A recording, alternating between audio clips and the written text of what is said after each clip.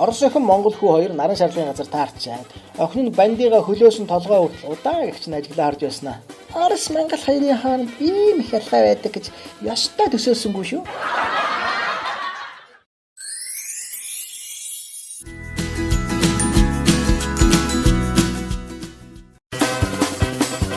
Дөрвөн өвгөн архитад сууна.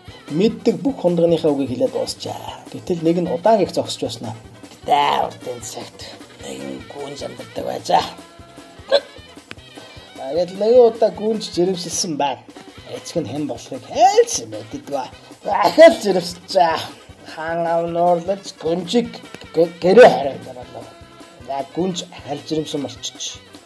Гэрээ хороонд байгаа хааны охиныг жирэмслүүлдэг зоригтой байж боломгүй давч охин жирэмсэн болохоор та яалтачлаа.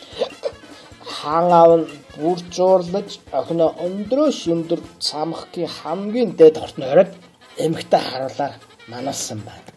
Тэгсэн чинь 2 сарын дараа гүнж ахаал жирэмсэн болцсон байж гэнэ. Ой алтагва.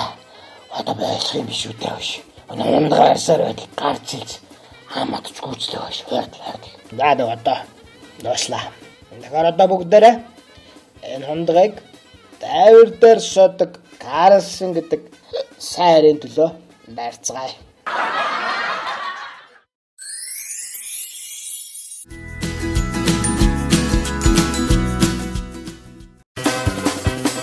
Жеки Чаны хүү уйсаар орж ирлээ. Жеки Чан уртаар хэн миний хүүг ойлсон? Брюс Ли хогчин тэгвэл.